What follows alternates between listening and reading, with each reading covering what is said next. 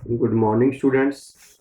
Dear students, today I am going to discuss with you next topic of macroeconomics, that is determination of equilibrium level of income and employment. This lesson basically concerned with the determination of equilibrium level of income, output and employment.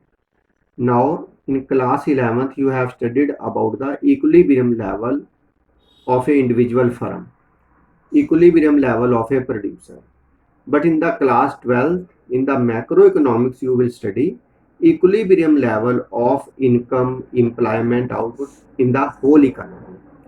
Now this lesson starts with the meaning what is the equilibrium level of income and employment. Basically, equilibrium level of employment and income will be at that point where aggregate supply is equal to aggregate demand.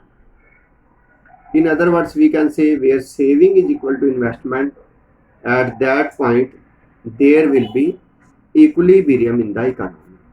Now, what is the equilibrium? It simply means a situation where whatever is produced, that is aggregate supply, is equal to whatever is demanded in the economy, that is called aggregate demand.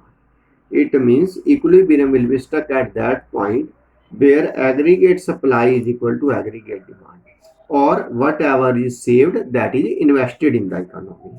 But when aggregate supply is equal to aggregate demand, there may be the possibility of unemployment in an economy, because aggregate supply and aggregate demand may be equals to each other before full employment or before not reaching the level of desired employment. So, in an economy, equilibrium level of income, output, and employment. Basically, listen carefully. In an economy, equilibrium level of income, output, and employment of resources will be at that point where aggregate supply is equal to aggregate demand. This is the first thing. Aggregate supply, aggregate demand equal to each other. But keep in the mind, there must be full employment of resources. So equality and full employment are the two different things. When aggregate supply equal to aggregate demand corresponding to full employment situation, means there is full employment as well as whatever is produced, that is demanded in the economy. The situation is called equilibrium in an economy. Let us discuss this with the help of an example. Suppose there are 10 lakh people in an economy. When 10 lakh people, out of this 10 lakh people, or let us say 10 lakh people, whole are the working population. Whole are working population. When 10 lakh people are the working population and these are employed to produce certain commodities. When these 10 lakh people are employed, suppose 50 kg of wheat is produced, and this 50 kg wheat is produced, means this is the aggregate supply, means 50 kg of wheat is produced and this 50 kg wheat is also demanded. This is called equilibrium in an economy with full employment, because all the 10 lakh people are employed. Whatever is produced with the employment of these people, that is demanded. Now let us take the another situation. Suppose out of this 10 lakh people, only 8 lakh people are employed.